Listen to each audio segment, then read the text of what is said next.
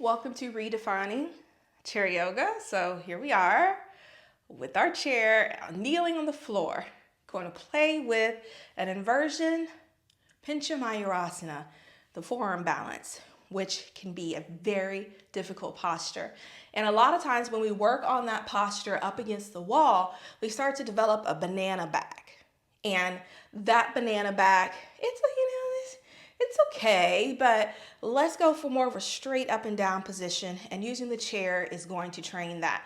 So this chair is up against the wall. That's super important. The back legs of the chair are touching the wall. All right, so the back of the chair won't. So when you hop up, you're going to hear the chair bump up against the wall. It's okay. Don't be afraid. You're not going to fall because the legs of the chair are up against the wall. You're also going to need a yoga chair that does not have a bar across the front. If you have a dining room chair or something that has a bar across the front, you won't be able to do this particular option here. So I really recommend investing in a yoga chair that usually does not have a bar across the front, which allows you to do a lot of really fun things. So the way you set this up is going to depend on your body. Okay, so it might take you a couple of times to get this. So I really like using the chair because you have the legs of the chair to push your arms against if you need it. A lot of people, their hands start to do this in Pincha. And then you can like push against the legs of the chair to try to keep that whole situation from happening. All right, so here we go. Again, you're gonna have to play around with it to figure out where you need to be. So I am going to come onto all fours and I'm gonna place my right leg below the wrist is where you want to be, right below the wrist. So like that bony part of my wrist is on the inside of the chair. This is where I'm going to start to see if this is going to be the far enough in for me. So placing forearms on the ground, shoulder distance apart, pushing into the legs of the chair, pushing out against the legs of the chair to keep the strength of the shoulder girdle happening.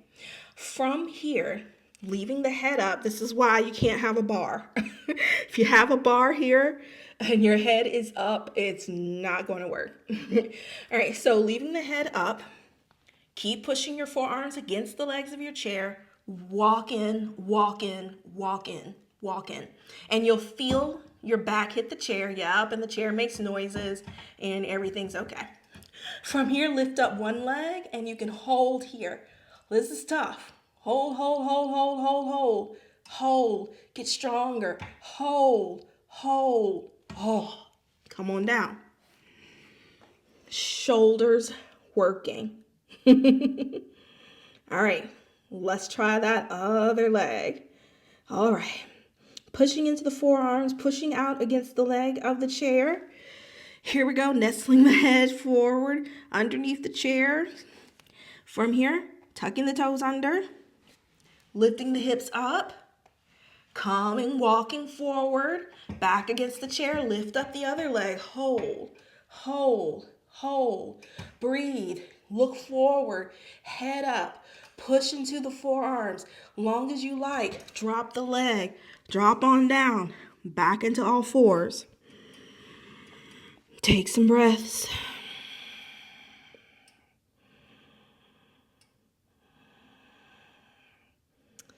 All right, here we go. All right, so what we're going to do is when you start to, if you want to, all right, let me say what we're going to do. We're going to come up with both legs. All right, so we're going to bring one leg up at a time. When you do this, you need a little bit of space between your back and the chair because you're going to have to pike your hips up a little bit. So you don't want to automatically touch your back to the chair for this particular one. Okay, because you need a little space to be able to pike and move your hips. And then you can hit the back of the chair. But you may find you may not need to.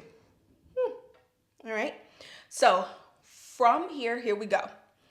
Placing the hands in that same position you had it in before. Pushing the arms out against the chair. From here, looking forward, start to lift up. Lift up whatever leg you're going to start your kicking action with. I'm looking forward. From here, start to kick up. Try a few times. All right? So kick up, my back touched the chair, but guess what? I'm fine. From here, start to straighten the legs up. Point the toes. Now I'm pushing my upper back against the chair, looking forward and up, pushing against the legs of the chair to keep my hands from coming together. Now drop the legs. Come on down.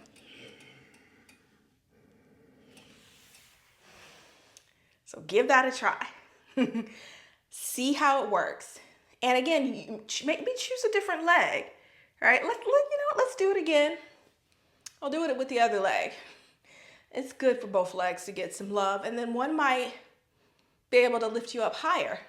I don't know. We'll see what happens with this leg. All right, so let's do it again. I know you're tired. Let's try it one more time. So, set yourself up, same way you did before. I got my little bony part of my my wrist, the little bone there. And I'm placing it on the inside. Pushing the forearms against the chair. From here, head is still up, not necessarily trying to touch my upper back to the chair just yet, just piking, walking in as much as I can, then lifting the right leg. From here, continuing to lift that right leg up, letting it pull the body up, bend the left knee, take some hops. Take as many as you need. And then, maybe you touch the wall, maybe you don't. Maybe your low back is against the chair, maybe it's not. Push up with your toes. Come on down. All right, that's fun. And do know that if you fall over, nothing's gonna happen, right? You're just gonna tap the wall with your toes. You'll be completely fine. Whew. Listen to that breath. This inversion is super hard, super difficult, and you're going upside down. But the challenge is worth it. So use the chair, see if it helps you feel more stable, feel safer, and gives you a more confident way to start working on your Pincha Mayurasana. I shall see you next time.